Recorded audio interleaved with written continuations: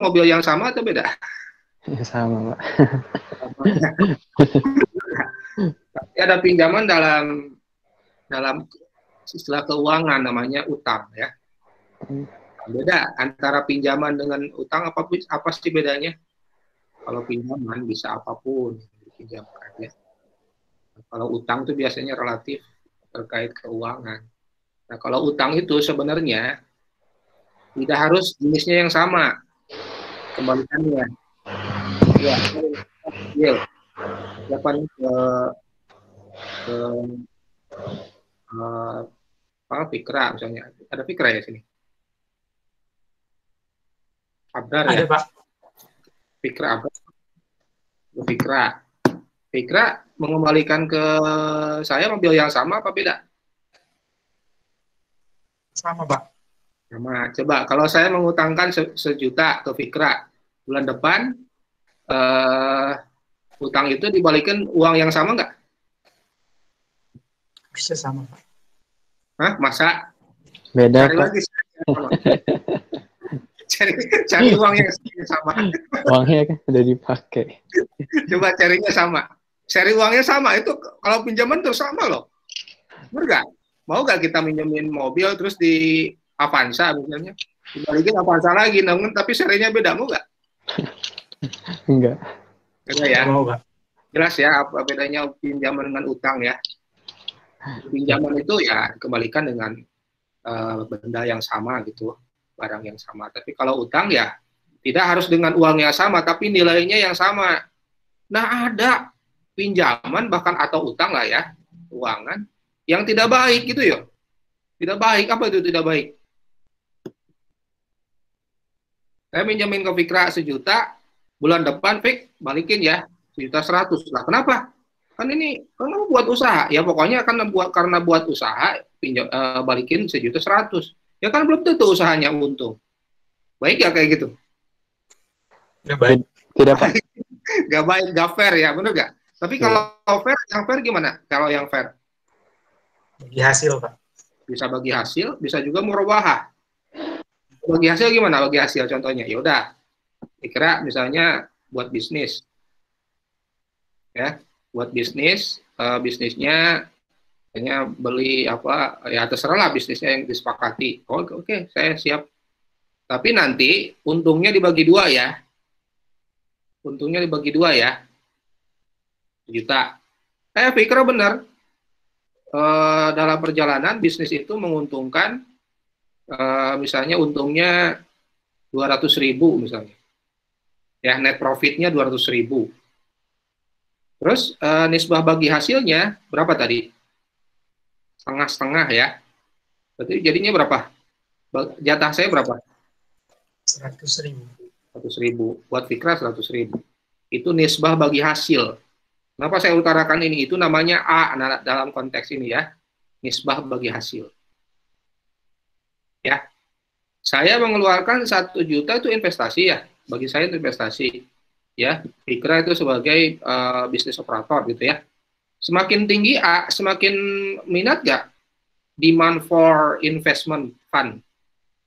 Saya tingkatkan A. A itu dari seperti saya loh ya, tadi 50% misalnya A-nya.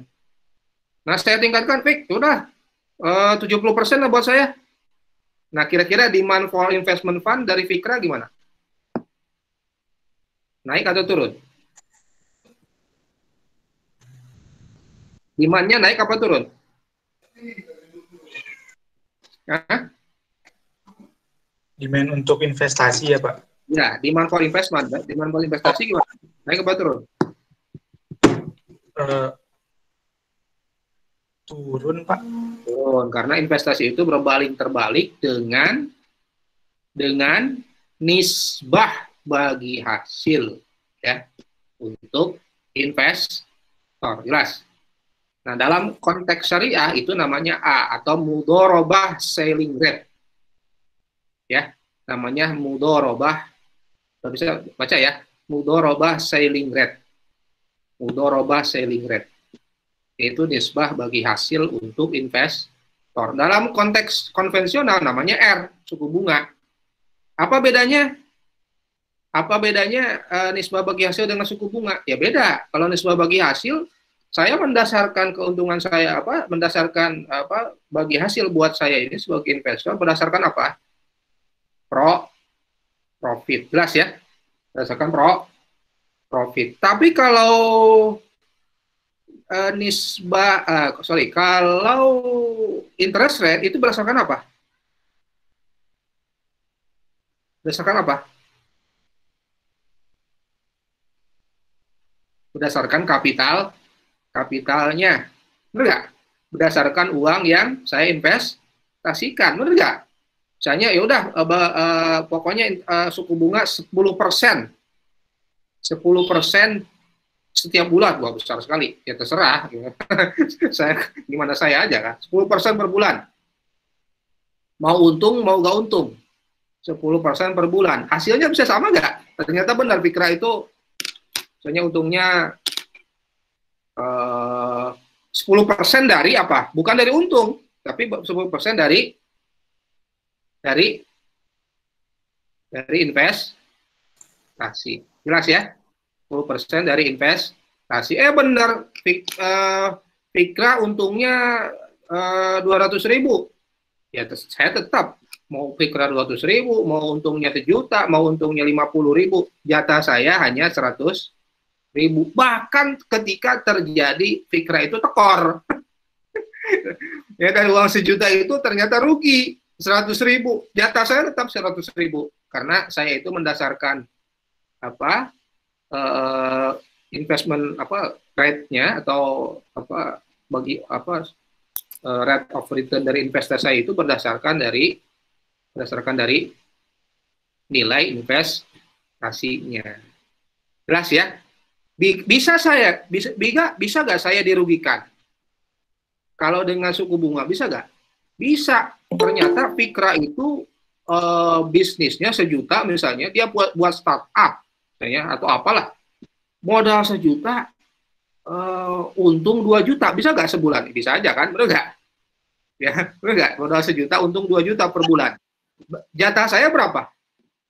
Kalau dengan suku bunga? Tetap 100.000. Jatah saya tetap 100.000, benar nggak?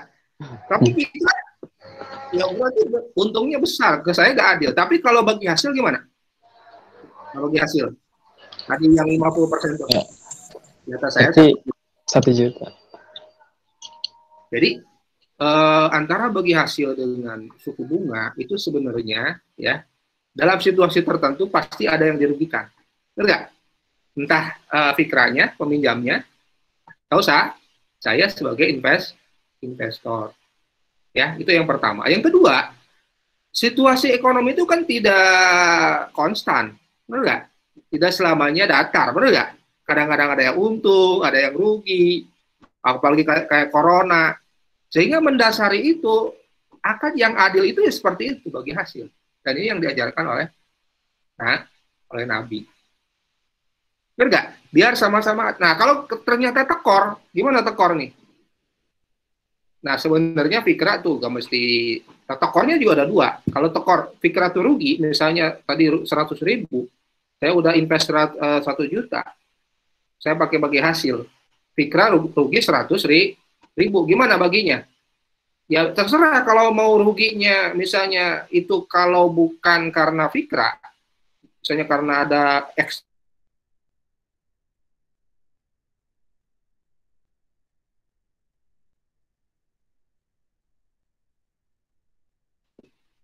kalau ruginya bukan karena Fikra atau bisnis operator, ya udah kerugian itu saya tanggung sebagai investor. Tapi kalau ruginya karena kelalaian Fikra, terserah mau disepakati oleh Fikra semua atau kita bagi 2. Jelas ya? Atau kita bagi 2. Misalnya kalau mau full profit loss sharing silakan. Kalau ini kerugian usahanya karena kelalaian Fikra, maka ruginya juga bagi 2. Misalnya ruginya 100.000, berarti ya udah kerugian ditanggung oleh saya sebagai investor 50.000, oleh Fikra 50.000. Jadi Fikra hanya mengembalikan 1 juta kurangi 50.000, berarti 950.000. 100.000. Jelas ya? Itu kalau profit loss sharing. Ya, tapi kebanyakan profit sharing karena biasanya bisa insurance dan seterusnya. Ya, biasanya kan kalau ada external shock atau bencana alam dan seterusnya, biasanya itu kerugiannya itu oleh investor, katakan. Ya, kalau Fikra kan sebagai bisnis operator kan sudah usaha, bener nggak? Sebenarnya udah rugi juga gitu kan, rugi bekerja, apa waktu, ya tenaga dan seterusnya. Ya udahlah, cukup ruginya itu saja. Rugi finansialnya jatahnya saya. Tapi emang betul karena emang kerugian karena bukan operasi bisnisnya, bukan kelalaian dari bisnis operatornya. Jelas ya? Nah itu antara bagi hasil dengan interest rate. Ini akan membedakan walaupun arah ekonomi sama. Ingat, walaupun arah ekonomi sama, walaupun arah makroekonomi sama. Artinya gini, arahnya itu sama gini. Kalau interest rate ya saya dinaikkan, dengan mudorobah selling rate buat saya sebagai investor dinaikkan, arahnya sama nggak? Arahnya sama nggak? Dampaknya sama nggak? Ya tentu dampaknya sama. Apa? Keputusan investasi atau demand for investment akan turun. Kalau investasi turun, masuk ke model IS, berarti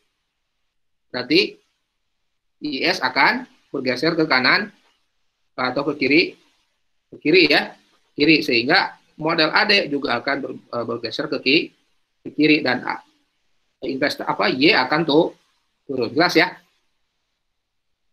Kira-kira.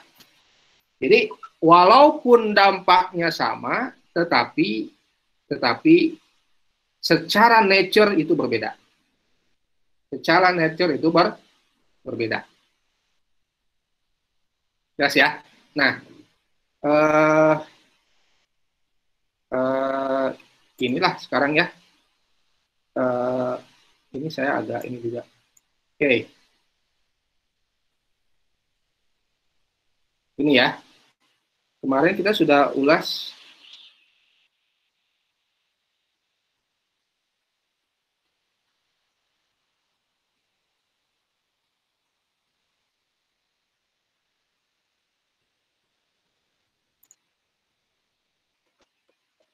Nah, ini yang kita bahas di model investasi ya. Bahwa investasi itu ada hubungan terbalik dengan nisbah bagi hasil ya. Dan ini sama saja framework Keynesian yang konvensional juga sama ya, di mana itu R ya. Nah, dari I itu kemudian secara makro juga sama, ini investment demand ya. Jadi kalau di sini pakai profit loss sharing ya. Pakai profit loss sharing. Dan ini arahnya sama ya, arahnya sama. Itu dalam mikro level bahwa A ya, nisbah bagi hasil will affect the effective demand of investment fund for the entrepreneur. Tadi saya sebut ya. Jadi arahnya sama dengan R ya. Arahnya sama dengan R. Demikian pula kalau perspektif investasi dari sisi makro. Kalau sisi makro berarti digabungkan saja ya, digabungkan saja secara overall, secara makro juga akan berkurang gitu ya. Bahwa makro kan sebenarnya representasi dari mikro gitu ya. Dari mikro ya. Nah, ini dah sekarang gini aja ya. Kalian udah baca papernya ya? Udah baca papernya? Ada yang udah resume belum? Ada yang udah resume belum? Yang udah resume? Yang udah resume siapa?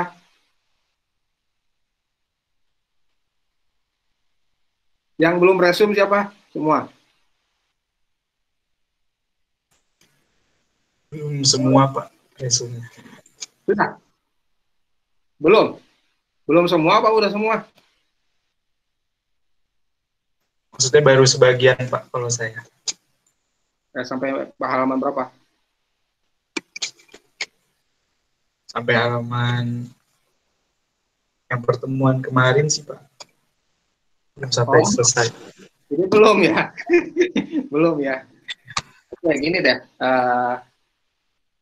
Saya ini akan share ya materi kuliah makro, tapi bukan di kelas ini.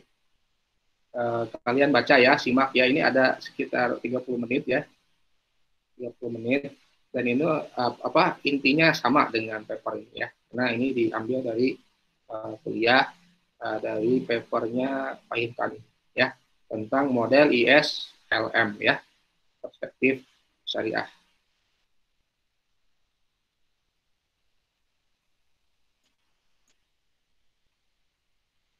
BCA itu mereka kenaikannya nggak bisa.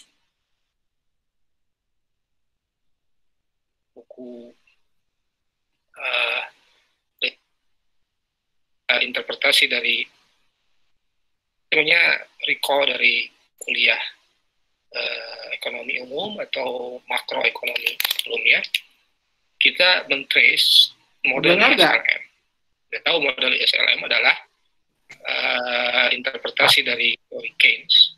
Nah, bukunya itu buku The General Theory ya, of Interest Rate, Money, dan seterusnya. Coba Anda baca buku ini ya. Menariknya dalam buku ini adalah bahwa ini tidak berbentuk analisa kurva dan seterusnya, tapi adalah filosofinya ya. Tapi model ISLM ini kemudian dikembangkan oleh murid-murid Keynes, sehingga kita lihat kurva-kurva seperti yang kita tahu, kurva IS dan kurva LM ini. Apa sih sebenarnya tujuan dari model ISLM ini? Ini adalah sebenarnya model untuk menunjukkan apa yang menentukan pendapatan nasional pada berbagai tingkat harga. Jadi tujuannya adalah seperti apa hubungan antara dan apa determine daripada pendapatan nasional atau output ya dengan tingkat harga atau biasa inflasi. Karena ini adalah dua tujuan daripada pembangunan ya, atau pertama itu pertumbuhan ekonomi ya, dari sisi output dan juga dari sisi harga ya. Dua cara pandang terhadap teori Keynes. Satu, ISLM merupakan model yang menunjukkan apa yang menyebabkan Y berubah dalam jangka pendek ketika P tetap. Nah, berarti kan ini adalah analisa jangka pendek ya. Analisa jangka pendek berarti ini hanya terjadi dalam jangka waktu yang tidak lama ya. Ini berarti kalau terjadi satu disequilibrium dalam ekonomi, misalnya sekarang terjadi resesi atau apa, maka push dari resesi ini bisa melalui kebijakan yang kebijakan menggeser kurva IS dan kurva LM ini ya. Sebagaimana kita tahu, Keynes itu adalah ekonom Amerika tahun 1900 ya. Teori ini berkembang tahun 1928 ketika terjadi global recession. Nah, ini mungkin sangat relevan sekali ketika terjadi resesi, karena ini akan terjadi resesi ya karena coronavirus ini atau COVID-19 ini. Dan model ISLM ini bisa menjelaskan hal tersebut. Kita tahu misalnya pemerintah Indonesia dan pemerintah semua negara mengucurkan stimulasi ekonomi. Amerika mengeluarkan mengeluarkan stimulasi ekonomi, Jerman juga kemarin baru mengeluarkan stimulasi ekonomi 400 sekian euro. Indonesia juga sama, baik pemerintah maupun bank sentralnya. Pemerintah mengeluarkan stimulasi bagaimana melindungi perekonomian supaya dalam jangka pendek ini bisa tidak terlalu merusak tekanan ekonomi ini ya. Pengangguran bisa tercover, at least bisa menyelamatkan daripada hal-hal yang sangat merusak baik sisi ekonomi maupun sosial ya. Jadi itu ide dari teori Keynes. Jadi Keynes ini berpandangan it's not a long run analysis ya, tetapi ini short run analysis. Jadi ekonomi itu bisa di shock untuk bisa memanas dalam tanda petik kalau terjadi resesi, ya, atau terjadi disequilibrium dengan short term shock, ya, baik dari sisi IS maupun dari sisi LM. Asumsi P tetap, ya, berarti kan ini jangka pendek K, ya. Muaranya adalah dari ISLM ini kemudian apakah yang menyebabkan permintaan agregat atau AD bergeser. Jadi muara dari ISLM ini adalah kurva AD, ya. Jadi yang digoncang atau yang di shock itu adalah sisi demand-nya, bukan sisi supply-nya atau dari sisi AS-nya. Ya. Nah, secara konvensional, ya, ini berarti model ISLM yang, ya, versi Keynes, ya, atau Keynesian. IS itu adalah sebenarnya I itu investment dan S itu savings, ya. Jadi IS itu adalah kurva-kurva yang menghubungkan, ya. Kita tahu kurva itu kan gabungan titik-titik, ya. Jadi IS itu adalah titik-titik keseimbangan. Jadi setiap di kurva IS itu, ya, ini adalah titik-titik keseimbangan pasar barang, ya, dan jasa, ya. Jadi itu IS. LM ini L-nya itu adalah liquidity, M-nya itu adalah money, ya, liquidity and money. Jadi kalau kurva LM, ya, ini berarti titik-titik yang menunjukkan keseimbangan, ya, di pasar uang, ya. Nah, karena mempengaruhi investasi dan permintaan uang, maka tingkat bunga merupakan variabel yang menghubungkan kedua bagian model ISLM. Anda harus bisa membedakan kalau kurva IS ini sumbu Y-nya adalah R dan sumbu X-nya adalah Y. Ya. Kalau AD sumbu Y-nya adalah P, ya. Dan sumbu X-nya adalah Y atau tingkat output, ya. Jadi sumbu Y-nya adalah R, ya, atau tingkat bunga. Atau kalau dalam syariah nanti bisa misalnya mudorobah selling rate. Oke. Nah, dari ISLM kemudian jadi model ADAS, ya, di mana ISLM ini adalah sebenarnya masuk ke AD, ya, agregat demand. Oke. Nah, tadi sudah dijawab, tadi dijelaskan tadi bahwa IS dan LM itu adalah keseimbangan di pasar barang dan pasar uang. Apa yang menghubungkannya? Yang menghubungkan adalah tingkat bunga. Karena apa? Tingkat bunga adalah kalau di IS ini kan biaya modal, ya. Demikian juga di LM, ya. Itu adalah biaya opportunity cost untuk investment, juga opportunity cost untuk memegang uang. Jadi R-nya ini kalau ke IS ini masuknya ke investment, ya, dan saving, ya. Sedangkan ke LM-nya adalah motif memegang uang. Ya, ini sekilas sudah Anda baca nanti atau Anda lihat nanti dulu di kuliah makro, ya, dan kuliah ekum, ya, bahwa kurva IS itu adalah menghubungkan R dengan Y, ya.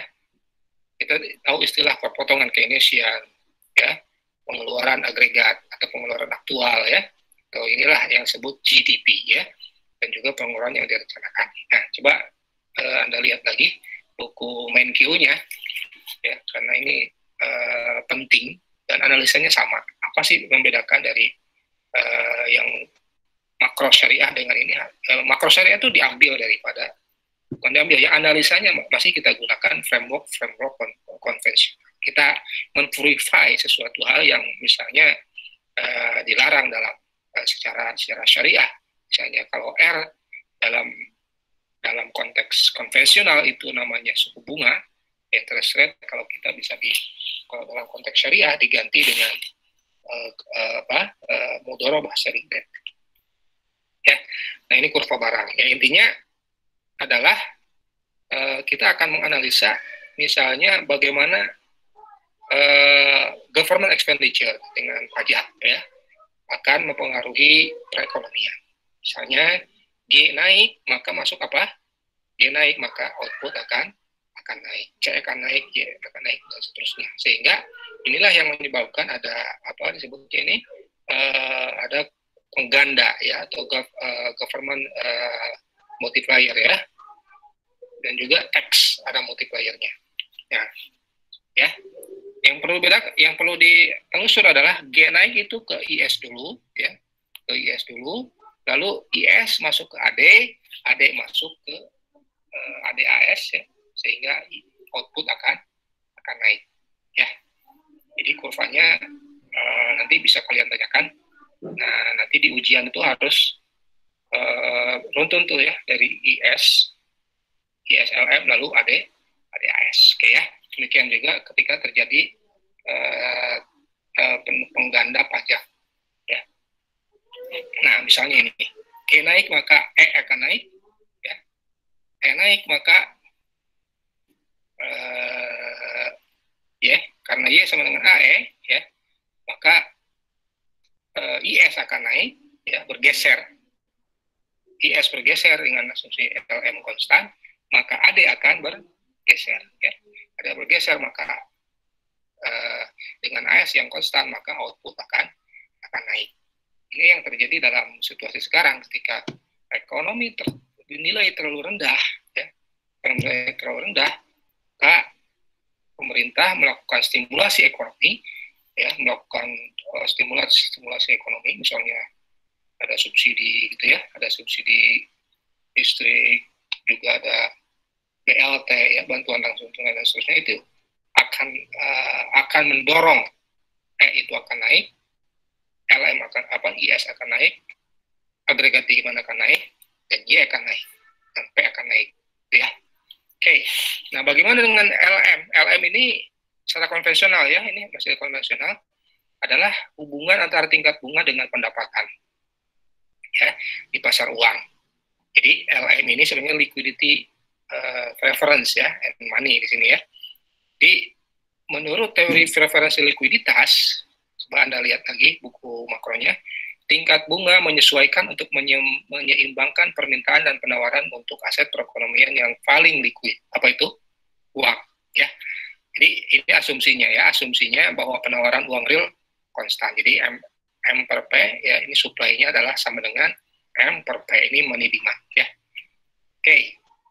Nah, tingkat bunga adalah faktor penentu ya, determinan berapa uang yang ingin dipegang oleh masyarakat. Ya, kalau tingkat bunga tinggi, maka opportunity cost memegang uang juga akan tinggi. Enggak? Karena masyarakat cenderung ingin menyimpan uangnya, sehingga money demand akan turun ya. Jadi hubungan tingkat bunga dengan money demand adalah negatif ya. Jadi di sini adalah money demand ya, ini R-nya ini adalah negatif ya. Nah, inilah yang menyebut ini ada keseimbangan uang real, ini money supply ya, ini money demand. Sehingga hubungan antara money demand, ini permintaan uang ya, dengan R ini adalah negatif. Maka kurva dari M per P ya, di mana fungsi dari likuiditas adalah fungsi dari R, ini adalah berslope negatif ya. Nah, bagaimana kalau terjadi kenaikan, misalnya uang beredar ya, uang beredar, maka M per P akan naik ya, maka ya, kemudian misalnya M per P, M-nya naik, P-nya maka akan menggeser kurva LM kemudian ya, setelah M-nya naik, maka LM akan bergeser ya, dari keseimbangan money real ini akan menyebabkan kurva LM bergeser ya. Nanti mungkin saya gambarkan nanti entah di Zoom atau di kurvanya ya. Di sini saya belum bisa menggambarkan. Oke, next. Coba Anda baca lagi ya. Nah, bagaimana kalau hubungan dari Y dengan M? Nah, tadi kita asumsikan hanya R ya. Nah, sekarang tambah Y. Berarti Kalau Y naik, kira-kira apa? Kalau pendapatan naik, kira-kira motif memegang uang seperti apa? Ya, pasti akan meningkat, sehingga Y ini akan menyebabkan M per P naik, ya. Ya, makanya kurva LM ini akan positif, gitu ya. Karena apa? Hubungan LM dengan Y adalah positif dan hubungan LM dengan R adalah negatif, ya. Sehingga LM ini adalah berhubungan positif. Next. Nah, ini pergeseran kurva LM. Tadi kita tahu ini adalah pergerakan sepanjang kurva, ya. Nah, ini adalah pergeseran sepanjang kurva. Bukan pergeseran, menggeser kurva LM. Oh ya, kalau menggeser berarti kalau meja kita geser berarti itu kan ada external shock, ya, ada shock dari luar. Nah, kalau secara matematis di sini yang sesuatu yang menggeser itu disebutnya autonomous, ya, external shock, ya, ada external shock. Jadi yang menggeser itu adalah sesuatu hal yang dari luar, ya, dari luar. Jadi LM ini bergeser karena hal yang sifatnya autonomous. Ya. Ya, ini dalam arti berarti yang autonomous di sini apa? Yang belum ada di sini apa? Yang belum ada adalah di sini money supply, ya. Jadi M-nya. Kalau M-nya dikurangi, maka LM akan bergeser ke kanan ke atas, ya. Dan kalau M-nya dinaikkan, maka LM akan bergeser ke kanan bawah, ya. Kalau M-nya, makanya kalau kebijakan bank sentral misalnya menaikkan M, maka LM akan bergeser ke kanan bawah. Kalau mengurangi M, maka LM akan bergeser ke kiri atas, gitu ya. Oke, nah kesamaan yang pendek tentu saja adalah kurva IS dan LM ini kita gabungkan, ya, kita gabungkan sehingga inilah kurva IS dan kurva LM.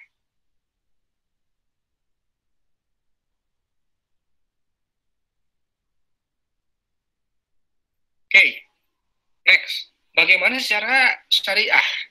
Jadi ISLM dalam framework ekonomi syariah. Sehingga kita harus tahu ISLM secara ekonomi dalam ekonomi Islami. Ya. Oke, bagaimana kurva IS Islami? Wah, kita tadi sudah bahas bahwa IS itu adalah fungsi dari CIG. Bisa juga di sini tambah NX sama saja, ya, karena itu autonomous. Nah, dalam ekonomi Islam diperkenalkan konsep A. Ya, A ini adalah nisbah bagi hasil bagi pemilik dana. Jadi kalau dalam syariah, dalam konvensional itu R, ya. Sama R juga sebenarnya, tapi bukan nisbah. Kalau R itu adalah interest rate. Interest rate itu apa? Kalau R-nya naik, maka tentu saja permintaan investasi akan turun. Nah, ini juga sama sebenarnya, hanya ya arahnya sama. Kalau mudolobah sharing rate-nya naik, ya, buat misalnya kalau Anda pemilik modal, ya, terus bisnis operator meminta mudorobah selling rate buat mereka itu naik, maka permintaan investasi akan turun. Nah, jadi mirip-mirip lah, ya, dengan R, hanya ini adalah sifatnya nisbah bagi hasil. Ya, diperkenalkan I, ya, I itu adalah I0 minus IA, ya, sehingga C ini, ya, C ini adalah fungsi sama CI G, di mana I-nya kita embeddedkan I0 minus IA, ya, IA plus G. Nah, kita embeddedkan IA, ya. IA itu apa? Investasi yang dipengaruhi oleh mudorobah selling rate ini, ya. Sehingga kita akan menemukan A0 itu sama dengan C0 plus I kecil plus G, ya, per 1. 1 minus MPC, 1 minus T. Ya. Dan kita tahu A1A, ya ini berarti kan sisanya ya, IA per 1 minus B 1 minus MPC. Ya. Sehingga Y itu adalah A0 minus A1A. Nah, apa yang kita tangkap di sini? Ini hanya untuk menunjukkan bahwa terdapat hubungan negatif antara A ya atau mudorobah selling rate dengan Y. Jadi intinya sama saja ya. Intinya sama saja antara R dengan A ya. Hanya ini diperkenalkan konsep mudorobah selling rate ya. Ya. Ini kalau ada pertanyaan, apa sih kurva IS Islami? Apa bedanya dengan kurva IS konvensional? Sama saja, hanya dalam konsep Islami ya, A itu atau mudorobah selling rate itu menggantikan R ya. Coba misalnya kalau A-nya meningkat, nisbah bagi hasil bagi pemilik dana meningkat, kira-kira keinginan orang untuk berinvestasi bagaimana? Maksudnya investasi sektor real ya. Ya berarti tentu saja akan berkurang karena nisbah bagi hasil bagi kapitalis akan semakin tinggi. Nah, makanya hubungan antara A dengan output ya, kalau investasi kurang berarti output akan berkurang ya, sebagaimana Y sama dengan C plus I plus G. Paham ya? Jadi kalau A-nya nisbah bagi hasil bagi pemilik dana naik, maka apa? Investasi akan berkurang karena sektor real ya, bisnis operator akan semakin enggan untuk melakukan investasi ya di sektor real. Oke. Ya. Menurunkan motivasi investasi ya. Sehingga ia akan menurun. Jadi kurva IS dalam perekonomian Islami juga adalah berslope negatif ya. Ya, slope negatif.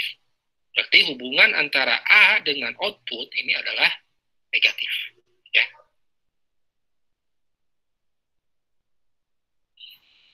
Nah, tetapi dalam perkembangannya coba Anda bisa cek ya buku-buku ya, misalnya buku Dewan Karim dan juga buku Nur Huda dan juga buku-buku makroekonomi Islami. Nah, ini banyak sekali ya berbagai macam kurva IS ya. Ada yang slope-nya ini seperti yang kita bahas tadi ya. Ini ketika perekonomian sudah mulai berjalan. Mungkin diawali dari sini ya. IS ini datar seperti ini. Karena apa? Dalam perekonomian di awal-awal perekonomian berlangsung, ketersediaan dana dan juga SDM ini tidak terbatas, sehingga A ini cenderung tidak mempengaruhi Y. Jadi berapapun A-nya, ya, maka Y-nya akan tidak berpengaruh, ya, karena dana dan SDM tidak terbatas, jadi tidak, oke ya.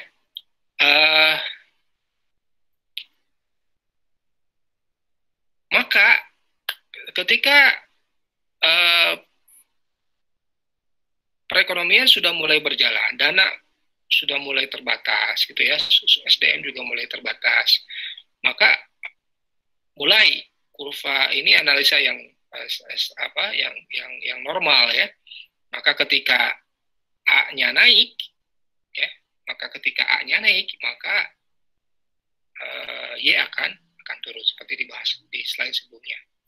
Nah, tetapi pada satu saat atau satu titik tertentu ada dana itu tidak sensitif terhadap Y, ya, tidak sensitif terhadap Y. Ya, ini ketika terjadi pada ekonomi yang full employment. Ya, jadi ya ini hanya ragam daripada kurva IS, ya, ragam daripada kurva IS. Tapi yang menjadi standar adalah kurva IS sebagaimana IS konvensional. Nah, ini pun sebenarnya sama di hal yang di perekonomian konvensional, ya, di analisa konvensional juga sama seperti ini sebenarnya. Ya, dalam tahap awal IS itu adalah datar seperti ini. Dalam full employment adalah hubungannya adalah inelastis, dan dalam situasi normal hubungannya adalah negatif. Ya. Nah, bagaimana LM Islami? Nah, LM Islami ini di pasar uang, ya, di pasar uang. Kita tahu LM itu menghubungkan antara A dengan Y, menghubungkan antara mudharabah selling rate dengan Y. Nah, ada mudharabah selling rate A di sini, ini berhubungan dengan motif memegang uang yang sesuai syariah. Yang sesuai syariah tidak ada motif spekulasi, yang ada adalah motif transaksi dan motif berjaga-jaga, dan ini pun tidak berlebihan. Nah, sehingga secara syariah kurva L ini boleh kita anggap di sini misalnya kita sebut B, ya BY, ya, adalah fungsi dari Y juga, output, ya. Nah, pendapatan ini berhubungan positif dengan permintaan uang, jelas ya. Tentu saja kalau pendapatan naik, maka permintaan uang itu akan meningkat juga.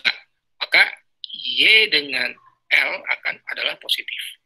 Nah, tetapi dalam ekonomi syariah ada motif altruistik, ya, motif berbagi, ya, sehingga money demand atau permintaan uang karena tujuan altruistik ini bisa kita modelkan A, ya, ini money demand karena tujuan altruistik ini berhubungan positif dengan Y, jelas ya, ini seperti ini. Tetapi ini berhubungan negatif dengan HQ. HQ ini apa? Q ini adalah expected profit terhadap financial asset bagi pemilik dana. Jadi H ini adalah koefisiennya.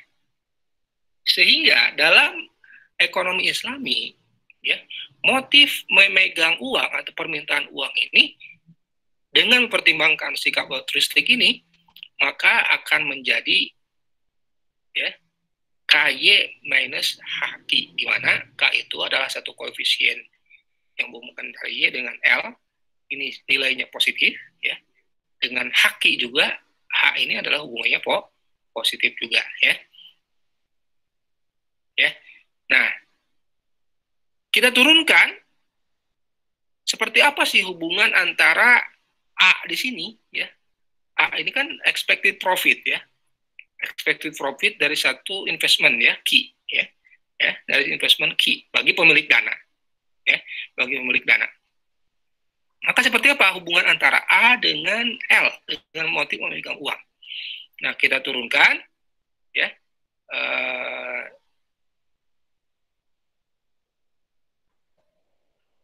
kita turunkan hasilnya, ya. Ini bisa kalian telusuri, ya. Hasilnya A adalah 1 per H aksen dikali KY minus M per P. Ya. Ya. Nah, apa hubungan A dengan Y? A dengan Y hubungannya positif. Ya. A dengan Y hubungannya positif. Sehingga kurva LM ini berslope positif, ya. Kalau sebelumnya kurva IS ini hubungannya dengan dengan A dalam kurva IS itu adalah negatif, maka dalam LM ini hubungannya positif. Loh, sama saja dengan konvensional, betul sama, tetapi A di sini sudah mempertimbangkan, ya, motif uang yang altruistik dengan motif uang yang untuk transaksi dan berjaga-jaga, ya. Motif transaksinya masuk ke Y, ya. Sedangkan motif berjaga-jaganya nanti berjaga-jaga karena ini tidak berlebihan, berarti ada di sini juga ada memasukkan komponen altruistik, ya. Nah, inilah kurva LM secara Islami, atau kita sebut ini LAM, ya. Jadi liquidity and altruistic, ya, money, ya. Paham, ya. Jadi LAM ini makanya kita sebut Islam, ya. ISLM. ya, ISLM atau secara syariah itu Islam, ya. Jadi LAM di sini adalah satu kurva yang berdasarkan permintaan terhadap likuiditas atau uang yang dimotivasi ya oleh profit, ya tadi itu profit key itu dengan altruistik, ya, dengan sikap berbagi. Ya, LM dengan LAM ini slope-nya positif. Slope-nya positif. Ya. Perbedaannya adalah bahwa LAM ini dibangun dari permintaan berdasarkan motif memperoleh profit dari investasi dengan mempertimbangkan sikap altruistik. Di samping itu, unsur spekulasi tidak masuk dalam kurva LAM. Ya, kita bisa berdiskusi nanti penurunan kurva LM ini, ya. Oke. Nah, ini ada variasinya LAM juga, ya. Ketika LAM itu bisa vertikal, bisa horizontal, ya, tapi bisa juga ya standar tadi yang hubungannya positif ini. Ya, ini kalau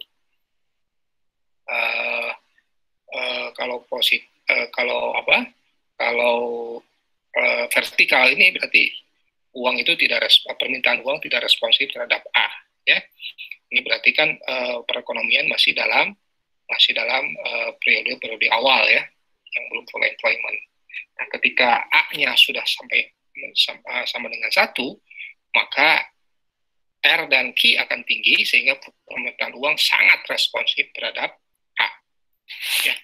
Nah, ini kira-kira resume dari kebijakan fiskal dan moneter sebagai driver dari pertumbuhan ekonomi, ya. Kita tahu dari IS ini berasal dari potongan Keynesian, ya. LM berasal dari teori preferensi likuiditas. Nah, masuk model ISLM, lalu model ISLM ini kita masukkan menjadi model ADAS, ya. Sini model ADAS, ini AD, ini AS, ini model ADAS, sehingga inilah sebagai bagaimana fluktuasi jangka pendek atau pertumbuhan jangka pendek bisa didrive oleh kurva IS atau kurva LM. Ya, kita tahu sekarang pemerintah misalnya mendrive kurva IS, BI juga sama mendrive kurva LM, ya. Ini untuk bisa pertumbuhan jangka pendek ini bisa menjaga perekonomian sehingga tidak hurting, ya, tidak mengganggu, ya, aspek-aspek misalnya karena orang itu tidak bisa bekerja secara full atau tidak bisa lagi bekerja sehingga government expenditure itu harus ditingkatkan. BI juga sama melakukan hal yang sama. Ya.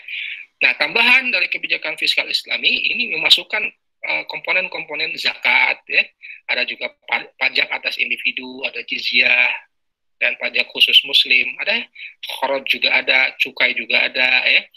Kebijakan redistribusi juga ada. Ini nanti di kebijakan fiskal, ya, nanti akan kita bahas. Juga ada ghanimah, pendapatan tebusan perang, fai, tebusan perang dan seterusnya. Ya, tentu saja concernnya adalah bagaimana akurasi perhitungan zakat. Bagaimana zakat ini kemudian diembeditkan ke dalam model ISLM. Kira-kira kalau zakat apa kita embeditkan? Coba Anda pikirkan, ya. Ini sekaligus sebagai bahan perenungan. Coba kalau kira-kira kalau zakat ini kita masukkan ke model ISLM seperti apa? Berarti kan bisa masuk ke transfer payment yang dari government, ya, non government. Ya, kira-kira seperti apa? Coba analisanya. Ada lagi sukuk misalnya. Kalau sukuk, pemerintah ingin menaikkan sukuk, berarti apa itu? Coba analisanya. Ya, ya, oke. Jadi semua dampak makroekonomi, ya, untuk mendrive pertumbuhan ekonomi itu harus kita masukkan dalam kerangka yang standar, ya, yaitu apa?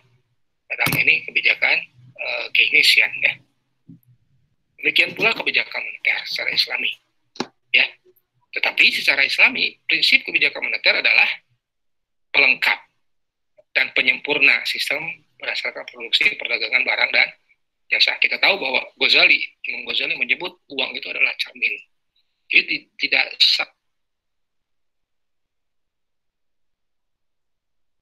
jangan sampai aset finansial itu terlalu menggelembung yang itu tidak merefleksikan aset realnya. Makanya konsep A dalam ekonomi Islam itu berarti mudharabah syariah itu kan pasti berdasarkan berdasarkan underlying transaction-nya, underlying investment-nya, ya. Kalau dalam secara konvensional terus saja bisa terus berulang-ulang ada secondary tertiary market dan seterusnya sehingga aset finansial itu menggelembung, ya. Karena apa? Karena ada motif spekulasi masyarakat. Mungkin itu dari saya. Nanti kalau ada pertanyaan bisa via forum, ya, dan juga bisa. Oke, jelas ya, jelas ya. Saya rekam nanti saya ini kan. Ada pertanyaan nggak? Ada pertanyaan nggak?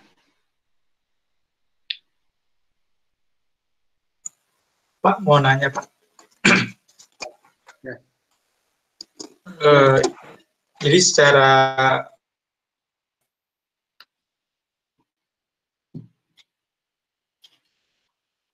Baik.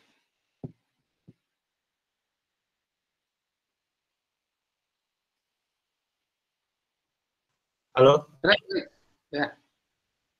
Ada lagi? putus ya, Pak? Ya. Oh, ya. Lagi, coba. Saya izin off cam dulu ya, Pak. Ya. Ya, tadi berarti secara umum itu model konvensional dan apa namanya yang Islam ini hampir sama ya, Pak, tapi secara natural tadi yang berbeda ya, Pak. Nah, kalau apa namanya selain itu ada lagi nggak ya, Pak, kira-kira perbedaannya, Pak, kalau dari segi modelnya begitu, Pak? Ya, itu salah satu pendekatan ya. Jadi model Fahimkan ini salah satu pendekatan ya, mendekati model ISLM versi Keynesian, karena ini memang yang biasa framework yang sudah akum ya di dunia internasional itu seperti ini ya. Tapi memang kesannya ya purifikasi ya. Jadi purifikasi dan juga naturalnya yang berbeda gitu ya. Terutama natural terkait kalau ke IS berarti ke I-nya ya. Ke I-nya ya. Ke I-nya dan juga mungkin ke C-nya itu some extent karena C dengan I itu kan yang ada hubungannya dengan suku bunga ya atau mudharabah selling rate gitu ya. Kalau QS-nya, kalau KLM-nya berarti hubungannya dengan motif memegang uangnya ya, pegang uangnya. Arahnya sama, tetapi di situ yang membedakan kan motifnya ya, dan motifnya dan nature-nya. Sebenarnya bisa dianalisa ya oleh kalian tuh ada stability, nantilah kuliah nanti ya. Stabilitas ya, financial stabilitas ekonomi ya. Stabilitas ekonomi berdasarkan kalau kita itu interest free ya, interest free ekonomi. Bagaimana? Apakah ini lebih stabil daripada kita berdasarkan suku bunga? Nah, itu banyak sekali studi-studi yang menjelaskan itu. Jadi yang disebutkan di sini ya, itu ada pengaruhnya nanti ya, ketika kita dihadapkan pada ekonomi itu betul ya, ekonomi itu betul tujuannya adalah output dan tingkat harga ya, output meningkat sehingga pengangguran menurun gitu kan, atau inflasi terjaga gitu kan. Nah, tetapi ada unsur yang lain sebenarnya yang belum di cover ya. Apa itu? Stabilitas ekonomi itu apakah itu lebih stabil di sistem berbasis suku bunga atau berbasis mudharabah selling rate. Nah, kalau yang namanya stability sebenarnya kan linkage antara sektor real dengan sektor finansial itu ada linkage-nya nggak? Nah, kalau tidak ada linkage-nya, biasanya gini, instabilitas perekonomian itu terjadi ketika di satu sektor itu di sektor misalnya sektor finansial terus menggelembung, ya. Orang itu banyak berinvestasi, banyak berspekulasi, ya, di aset-aset finansial yang ini tidak ada underlying asetnya di sektor real, ya. Nah, itulah terjadi kemudian bubble. Bubble itulah yang terjadi di krisis, ya, ketika tahun 2008, ya. Ketika krisis tahun 2008 itu financial bubble, ya, terjadi karena aset-aset finansial itu kemudian diderivatifkan, ya, dengan akad bunga berbunga gitu, ya. Misalnya gini, BTN punya aset, ya, atau piutang gitu, ya, yang sifat itu dari rumahnya itu kan. Nah, BTN ini tidak hanya dia punya ini, tapi diderivatifkan, dijual lagi surat kepemilikan utangnya itu kepada hedge fund yang lain. Hedge fund ini kemudian dia jual lagi bukti kepemilikan hedge fund ini dari BTN kepada hedge fund yang lain. Terus, sehingga apa yang terjadi? Yang terjadi karena sistemnya adalah bunga berbunga dan juga underlying asetnya tidak di cover oleh sektor realnya, yang terjadi adalah di financial asset bubble, ya, financial asset bubble, sektor realnya masih sama saja. Ya, aset rumahnya kan, misalnya rumah di Pakuan Regensi kan, rumahnya sekitar harusnya 300 juta, 500 juta aja kan, nggak berubah kan. Tetapi di bubble-nya yang bisa jadi 10 kali lipatnya. Coba ketika terjadi kolaps ekonominya, misalnya ada goncangan suku bunga turun saja. Suku bunga turun, ya, maka bagaimana? Ya, nilai-nilai aset di finansial kan jatuh. Nah, aset finansial kan jatuh. Kan, jadi nggak sinkron antara sektornya dengan sektor finansial, yaitu yang menyebabkan krisis. Jelas ya? Jadi ini adalah framework yang paling mendasar, ya, dari how economy works, ya. Bagaimana ekonomi itu berjalan, karena implikasinya bukan hanya ke nilai nominalnya, bukan hanya nilai output, ya, bukan hanya tingkat harganya, tetapi behind that-nya, bagaimana stability-nya. Beda dengan misalnya akad syariah. Kalau akad syariah misalnya pemerintah menerbitkan sukuk, ya, pemerintah menerbitkan sukuk itu harus ada underlying asetnya. Apa misalnya? Ya, aset-aset pemerintah. Nah, nggak bisa lagi itu diderivatifkan, nggak bisa. Atau tadi misalnya saya meminjamkan ke Fikra. Meminjamkan ke Fikra itu harus ada dasarnya. Apa? Dasarnya adalah bisnis Fikranya itu sendiri. Nggak bisa atas dasar yang lain. Fikra ujung-ujung pinjam itu ke saya, nggak bisa. Harus ada dasarnya. Kan namanya mudoroba itu kan bagi hasil. Bagi hasil dari mana? Bagi hasil dari satu bisnis. Betul nggak?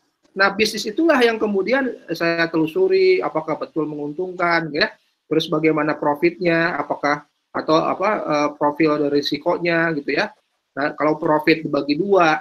Nah, kalau akadnya bunga tidak ada dasar underlying-nya, hanya siapapun yang perlu modal, perlu uang, ya, 100 juta, si A 100 juta, yang si B 100 juta, saya kasih aja semua. Ya, yang penting kan saya dasarnya 10% dari misalnya dari kapitalnya. Tetapi kalau basisnya jual beli tidak bisa seperti itu. Ya, kalau jual beli kan pasti ada dasar jualnya, apa yang diperjualbelikan.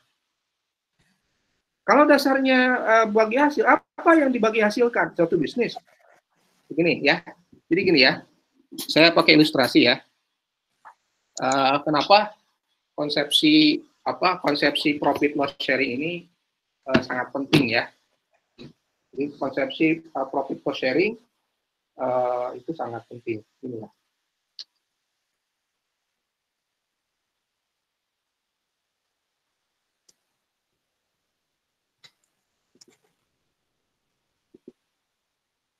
Ini biar sorry ya. Coba dalam Islam itu ada transfer resource, transfer money itu harus ada dasarnya. Itu dasarnya ya. Harus ada underlying-nya. Baik itu underlying transaction-nya atau underlying asetnya, gitu ya. Jadi harus ada underlying, kalau ini ping ya. Ini ping gini. Udah ya. Terus ada apa ping ya? Underlying ya. Underlying aset ya. Satu lagi underlying transaction ya.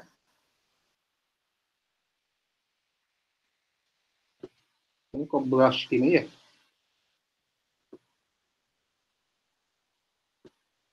Nah, coba kalau yang diperbolehkan dalam Islam itu apa sih? Coba kalau ini kapital ya, yang nilainya itu maksudnya yang itu 100 ya, 100 atau 100 juta lah gitu ya. Nah, kalau sistemnya bagi hasil, kalau sistemnya bunga, bagaimana? Ini kan 100 plus R kali Kapitalnya. Iya, 100 kan? Gitu kan? Iya. Benar nggak? Atau bahasa ini kan, kayaknya ada bahasa satu, gimana nih? 1 per R, itu ya, kali, ya, gitu kan?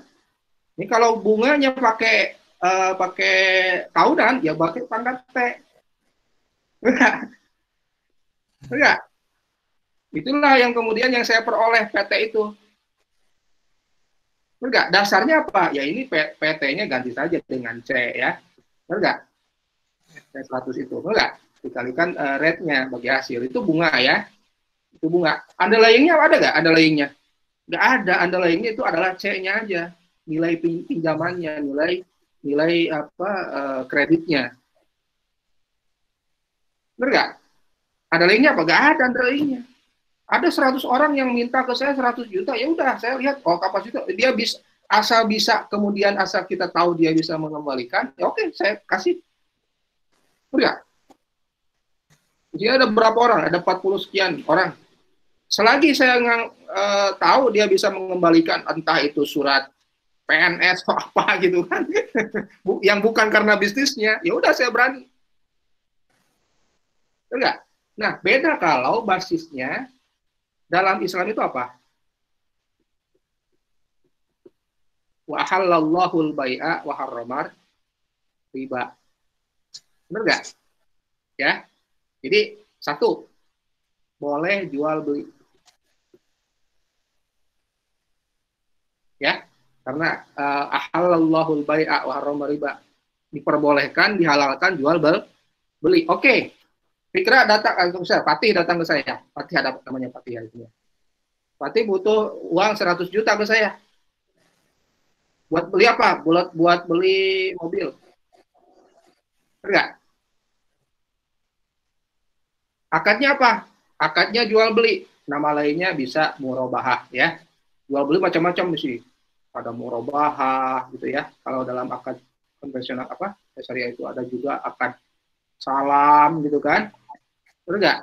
Dan yang lain-lainnya lah, trade base namanya ini, trade base ya. Trade base transaction itu boleh. Tadi oke lah, saya akadnya murabahah lah. Fatih ini puluhnya 100 juta ke saya. Ya, saya investor. Oke, 100 juta. Mau beli apa? Perlu apa? Oh, saya perlu konsumsi ini, mobil. Oke. Perlu mobil 100, oke, 100 juta. Yaudah, saya jadikan mobil gitu kan. Ini mobilnya, kekecilan mobilnya. Ini mobil A, BMW nih. Kendaraan lah gitu ya, PW gitu ya. Tapi saya bukan penggambar yang bagus ya. Mobil harganya 100 juta, oke. Mobil 100 juta, saya investor ya. Investor itu pembisnis, apa? Beli mobil. Beli 100 juta, dijual ke siapa? Dijual ke Fatih 100 misalnya 10. Boleh nggak? Boleh nggak? Boleh kan? Boleh kan? Nisbahnya 10%. Walaupun sama dengan yang tadi misalnya. Fatih mau perlu ke saya 100 juta juga buat beli mobil, tapi akadnya bukan akad murabahah. Ya udah, saya pinjamkan, beda ya. Saya pinjamkan uang itu, saya utangkan uang ini 100 juta, nanti kamu balikan 100 juta plus bunga. R. Kalau ini beda. Perlu 100 juta buat apa? Buat beli mobil. Ya sudah, mobilnya saya jual, saya beli dulu ke dealer. Oke, saya beli ke dealer. Saya jual lagi ke Fatih 10 juta. Kamu boleh cicil dah. Tahun. Berarti 120, taruh 20% misalnya, 120% per tahun, 120 juta berarti kan berapa? 10 juta per bulan, boleh seperti itu. Ya, itu yang kedua. Itu yang pertama, akad jual, itu namanya trade base. Ada lagi yang ketiga sebenarnya. Yang ketiga itu namanya, yang kedua ya, equity base. Sebentar ya, sebentar. Saya dapat 10 juta, nih investor dapat 10 juta, halal nggak?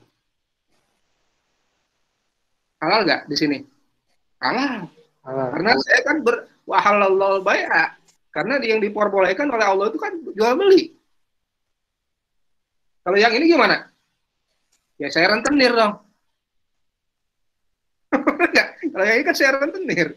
Ya, itu tidak boleh, itu riba ya secara konsensus. Secara mau ada yang ikhtilaf atau apa, pokoknya inilah yang disebut riba itu ya. Saya pinjamkan sesuatu lalu minta tambahan atas dasar peminjamannya, atas dasar jumlah pinjamannya. Karena itu kalau yang namanya pinjaman tadi saya bilang, namanya pinjaman itu ada yang baik, ada yang tidak baik.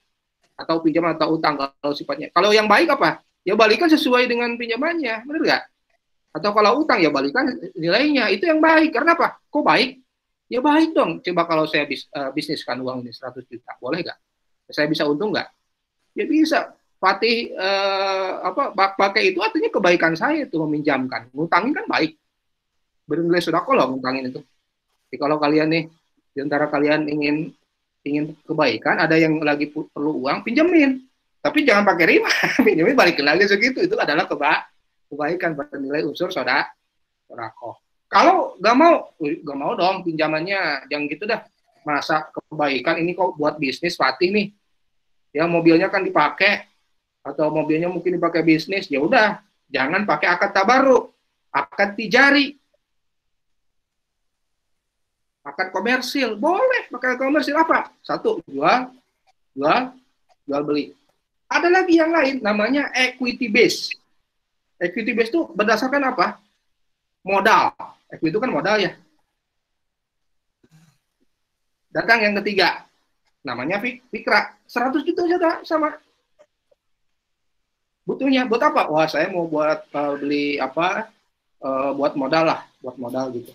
Saya lagi buat misalnya buka chicken ya, food court apa gitu ya, modal buat usaha lah, senilai 100 juta.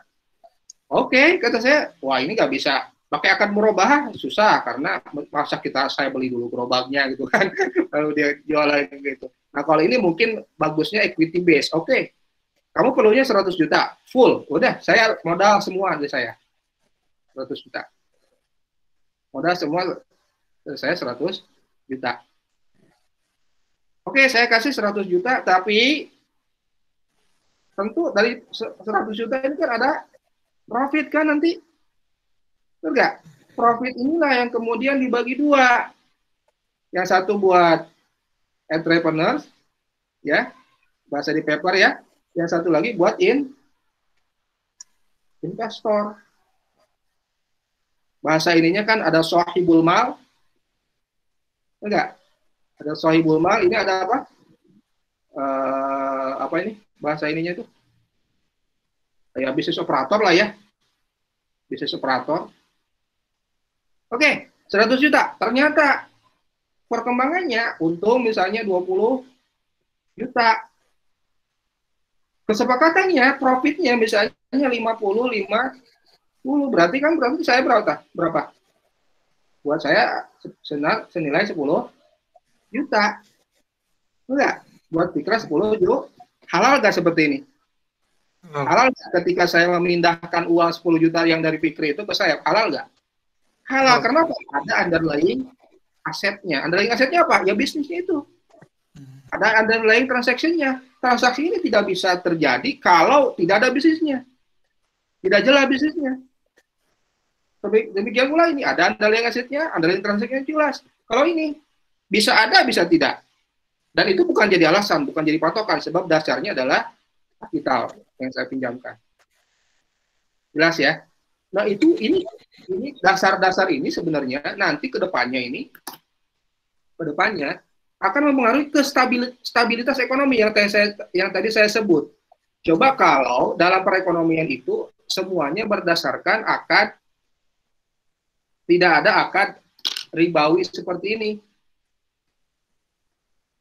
Ya, itulah yang terjadi misalnya ketika saya basisnya adalah misalnya ini BTN, benar nggak?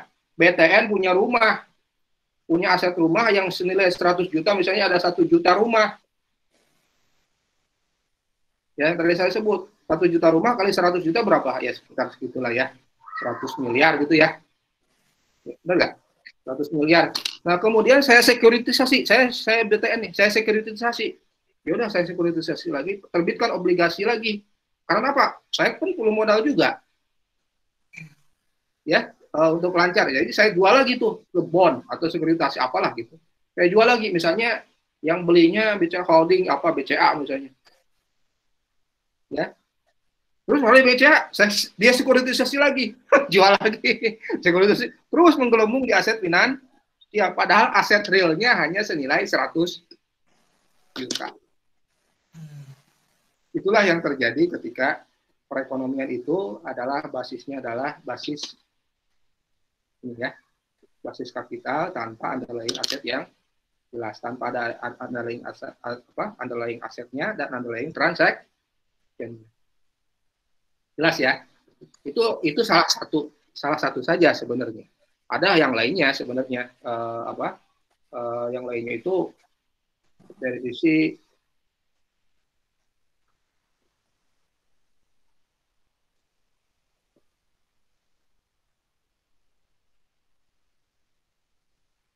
underlying-nya sebenarnya dari sisi ini Fikra. Iya, Pak. Bahwa akad ini ya yang ada di paper di bagian awal tuh. Akad dari finansial berdasarkan bagi hasil ya, berdasarkan bagi hasil itu akan mengemploy ya, belum muncul ya, udah ada di sini ini ya. Jadi akan mengemploy itu akan memberdayakan ya resources itu ya. Resources itu akan menuju full employment. Jadi tidak ada resources yang nganggur gitu loh.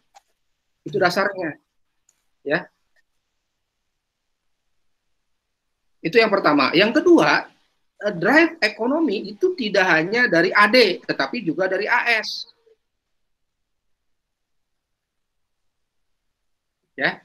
Jadi kalau AD kan ini ya hanya manipulasi agregat demand, ya, gitu ya. Tetapi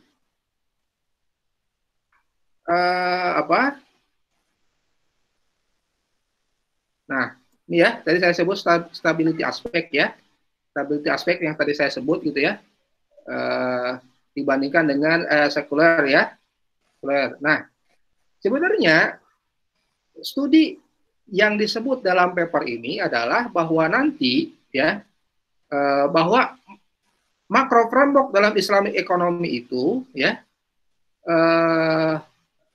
akan menggiring resources itu akan menuju full employment ya, dan tidak hanya melalui agregat demand ya employmentnya itu ya dari sisi ISLM tapi juga dari sisi AS.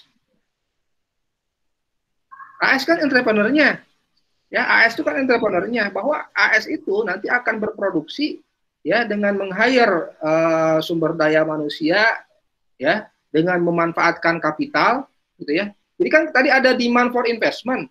Kalau demand for investment kalau suku bunganya terlalu tinggi atau apapun namanya, itu kan sebenarnya menunjukkan bahwa resource alokasinya kan jelek gitu kan. Artinya tidak adil kan.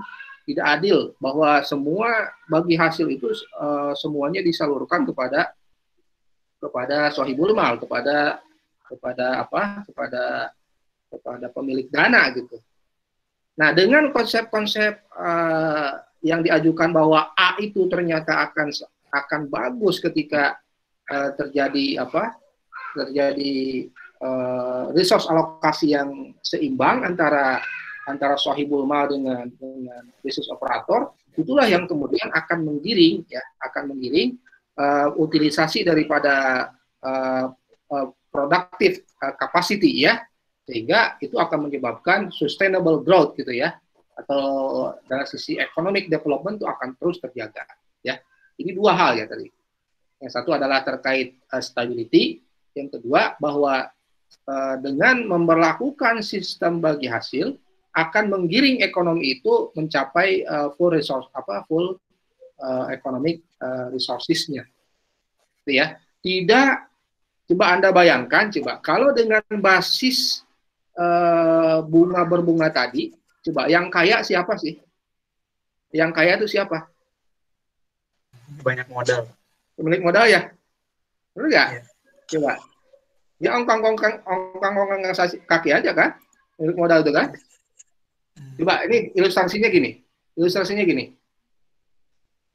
Saya pemilik modal lah, saya nggak apa-apa lah, biar gak kasih contoh yang lain. Ada supir angkot. Ini kan basisnya basis peminjaman modal kan? Mereka perlu angkot misalnya harganya 100 juta. Benar nggak? Mereka bisa berantem tuh karena 100 juta itu. Karena apa? Ada setoran kan? 100 juta biasanya suku bunganya 12% per tahun. Ya, berarti kan 100 berapa? Ya, harus cicilan 3 juta per bulan gitu kan. 3 juta per bulan artinya satu hari itu 100.000. Pemilik mobil itu harus ada untungnya. Ya. Dia sewakan lagi ke supir angkot. Sehingga setoran misalnya jadi 300.000, benar nggak? Udah. Karena saya apa? Ya saya kan harus punya ini dong. Punya ada untungnya, benar nggak? Misalnya kerusakan yang lainnya. Jadi supir angkot mau ada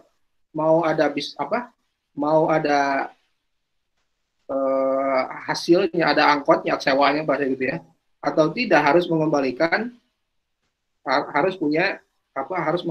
3 juta per bulan.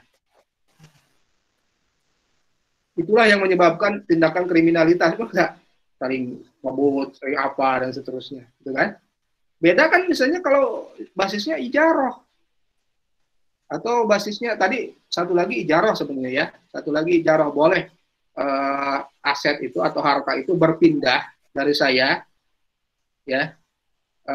Atau dari siapapun kalian di sini ya, ke saya. Dasarnya ada lagi yang lain, basisnya jasa. Benar nggak? Jasa itu misalnya saya jasa meminjamkan ijaroh. Ada biaya sewanya ke saya yang punya kapitalnya, yang saya punya mobilnya saya sewakan. Kalau sewakan kan berdasarkan ini Kak. Kalau sewa kan hanya berdasarkan peminjamannya. Kalau nggak dipakai, ya nggak mesti meminjamkan kan? Nggak mesti ada biaya sewanya kan? Gitu. Nah itulah yang kemudian hal-hal seperti ini yang orang itu kadang-kadang luput gitu ya. Bahwa sepertinya arahnya sama gitu kan. Arahnya sama, tapi sebenarnya di belakangnya itu yang itu belum sampai menjamin satu sisi keadilan, kedua resource alokasinya itu tidak merata ya. Karena apa? Uang itu lari ke pemilik modal, enggak? Uang itu hanya lari ke pemilik modal. Entrepreneur itu sangat disulitkan. Benar nggak? Bedakan dengan basisnya mudharabah. Tapi saya kasih ke siapa? Ke Fikra misalnya, Fik, ini saya kasih akadnya bunga ya. Mau untung mau nggak untung, kembalikan ke saya. Bedakan misalnya dengan basisnya dalam mudharabah. Masih kan agak nyaman, benar nggak? Kalau untungnya berapapun ya udah kita share bareng. Memotivasi juga nggak? Memotivasi. Karena apa? Kalau untungnya besar, jatah saya juga besar. Enggak? Jadi ada apa disebutnya intrinsic, ya, intrinsic motivation gitu ya. Seseorang itu akan mengemploy sumber dayanya, gitu kan? Sumber dayanya secara tepat. Saya juga karena sifatnya ini adalah profit loss sharing, sebagai pemilik modal akan hati-hati meminjamkan ke atau apa akan menginvestasikan itu harus benar-benar usahanya produktif. Betul nggak? Jadi uang itu tidak lari dengan sembarangan gitu, tidak lari ke orang-orang yang tidak tepat. Tapi memang benar-benar bisnis yang bisa apa, apalagi kalau dihubungkan dengan sektoral misalnya. Ke pertanian nggak bisa dengan akar interest rate, nggak bisa, susah. Bisa itu basisnya adalah basis jual beli salam, ya, salam nanti dibelinya belakangan nanti, ya, atau basisnya boleh mudorobah nanti bagi hasil dari pertaniannya yang kemudian dibagi dua. Itu kira-kira hal-hal yang seperti itu yang ini challenge buat kalian ya. Apa sih bedanya bunga dengan bagi hasil? Saya akan arah makronya sama gitu ya. Arah makronya sama betul, tetapi behind that itu berbeda. Ya, dari sisi stability dan dari sisi apa tadi? Resource allocation ya. Resource allocation dan resource distribution. Ini tuh. Ada lagi silakan. Terima kasih Pak jawabannya. Bingung nggak belajar makro? Bingung nggak? Ada yang bingung nggak? Ngaco? Kalau bingung bilang ya. Ini baru pertemuan kalian.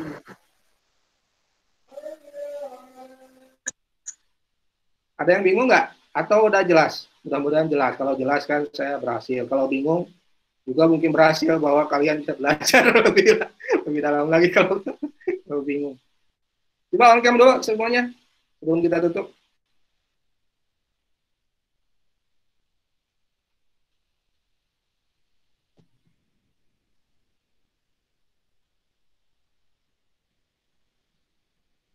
Coba Atikah nih, Atikah bingung nggak?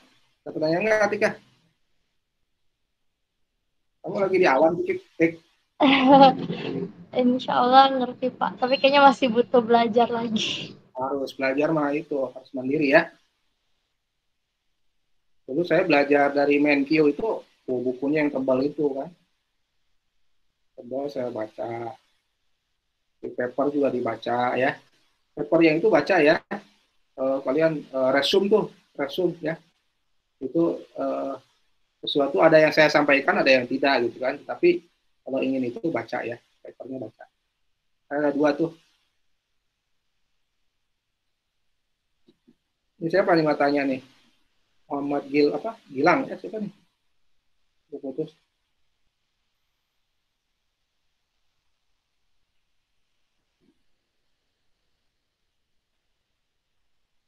Coba ada muka-muka ini enggak? Fadil ya nih? Nah, dia. Hah? Ngerti? Paham? Sebenarnya nggak ngertinya kayak ada istilah-istilah gitu Pak. Cuman kalau dari yang disampaikan sih, alhamdulillah sebagian besar sih paham Pak. Nah, cuman ada beberapa istilah-istilah aja yang agak pusing. Terkait ini kan dulu sudah disampaikan ya di kuliah pertama. Nanti ada paper ya, ada tugas ya.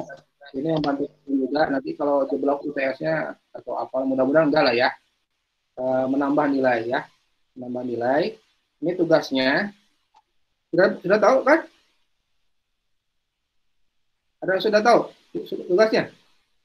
Sudah disampaikan nggak dulu? Berarti kayaknya udah deh. Di awal kayaknya udah pernah Pak, tapi belum merinci gitu Pak. Cuma paper per kelompok sama bagian kelompok. Dulu kelompok apa ini tugasnya? Kelompok atau individual? Kelompok Pak. Kelompoknya dibagi ya? Kelompoknya sudah dibagi? Iya sudah Pak.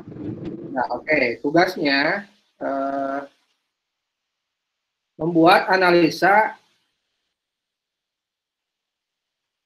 perekonomian Indonesia ya, dan bagaimana peranan ekonomi Islam ya dalam memecahkan permasalahan ekonomi makro tentu saja. Kalau permasalahan ekonomi apa sih biasanya? Biasanya apa?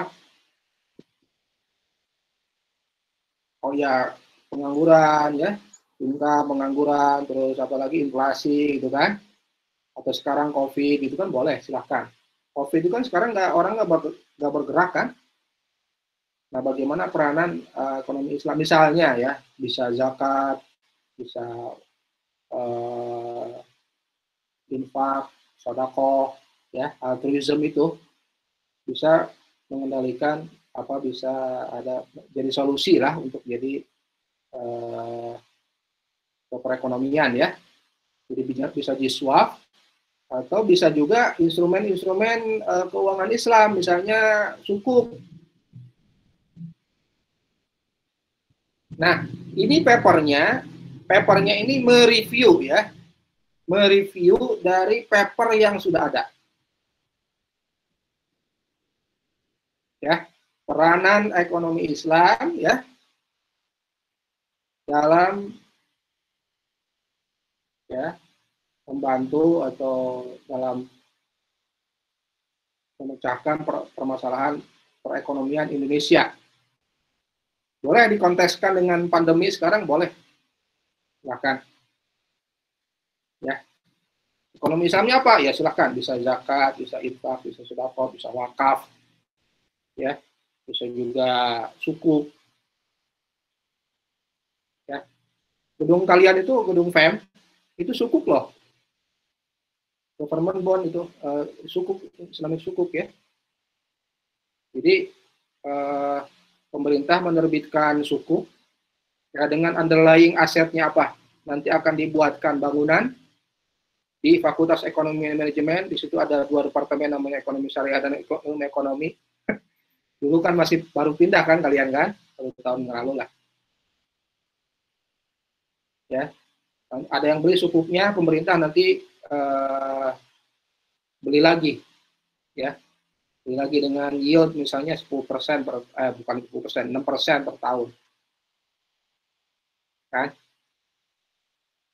Buat apa bangunan? Buat apa kan nggak ada hasilnya? Hasilnya ada dong, apa? Sumber daya manusia, benar nggak? Hasilnya kan sumber daya manusia, nanti akan ada ekonomi baru nih. Benar nggak? Ekonomi baru di XR berapa kalian? XR 5 berapa? 56. 56. Iya 56. 6 ya. Nanti banyak ekonom, ada Fikra namanya. Benar nggak? Ada Fadil, Fatih, Rahma. Ya nggak mesti jadi pengamat ekonomi, tapi juga bisa jadi bisnismen, benar nggak? Entrepreneur gitu kan? Bisa juga jadi kebijakan, bisa jadi dosen, bisa jadi ini. Yang sudah paham dengan ekonomi, tentang ekonominya, ekonomi syariah.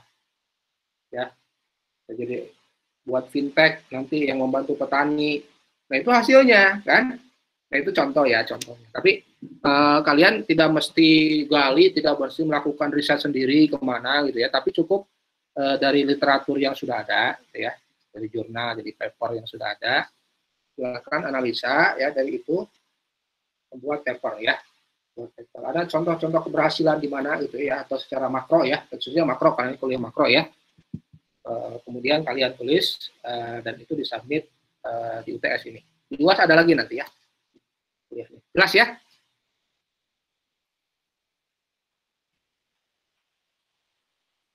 Ada pertanyaan lagi? Sebelum kita akhiri, ini sudah juga. Pak, Denny izin bertanya. Ya. Iya, yang terkait tugas itu, apakah diharuskan untuk mereview saja jurnal yang sudah ada, atau mungkin boleh dari banyak literasi, kemudian kita riset sendiri dengan data sekunder yang udah ada, kemudian itu dihasilkan atau dianalisa lagi dari kitanya. Soalnya takutnya kalau ada jurnal pun, itu nanti kita samaan Pak, gitu jatuhnya. Ya, jurnalnya bisa kalian submit dulu. Ini ada berapa kelompok biar nggak sama. Nah, kalian kan bisa di submit jurnal utamanya ya. Jurnal utamanya apa, rujukan utamanya. Nah, yang disebut review itu gini ya.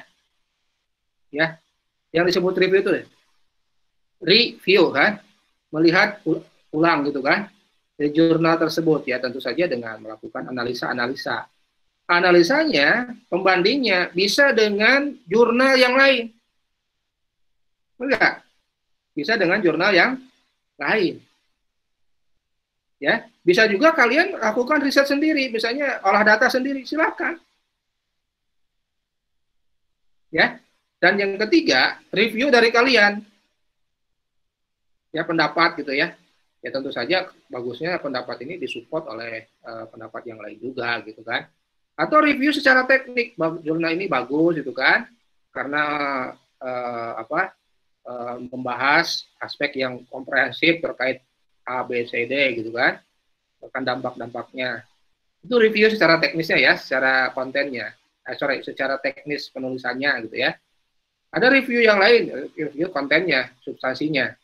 Nah, kalau review substansi tentu saja, kalau Quran kan gitu ya, tafsir Quran ada yang dengan Quran, benar nggak? Tafsir Quran bil Quran namanya. Ada tafsir Quran nggak ada di Qurannya, nggak ada di ayat yang lain, ada di hadis. Ya udah hadis. Ya, ada bahkan tafsir Quran bil Ra'i dengan pemikiran para ulama tentu yang tidak berlawanan dengan yang pertama dengan yang kedua. Nah, ini pun sama ya, biar fokus. Kalian rujuk satu ya, atau satu atau dua, maksimum dua mungkin jurnal ya yang sama gitu ya. Lalu bagusnya satu aja lah.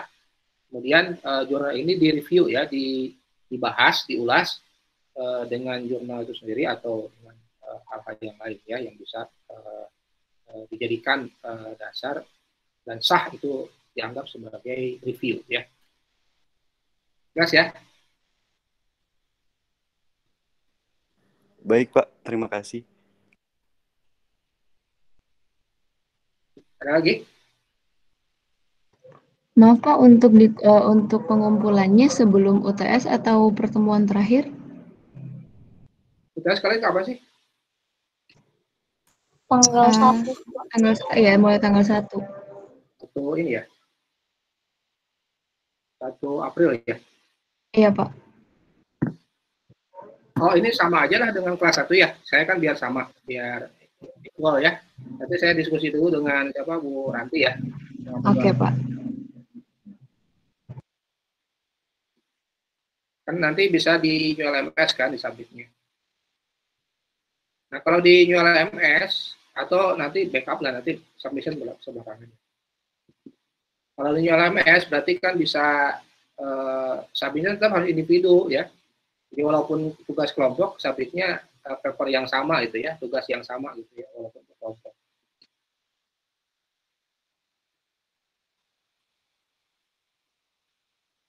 Oke. Cukup? Baik, kalau tidak ada lagi yang perlu kita diskusikan, dari kuliah ini dengan pembacaan hamdalah dan doa kepada Alhamdulillah rabbil alamin, sekian, assalamualaikum warahmatullahi wabarakatuh. Waalaikumsalam. Terima kasih Pak. Terima kasih banyak Pak. Terima kasih Pak.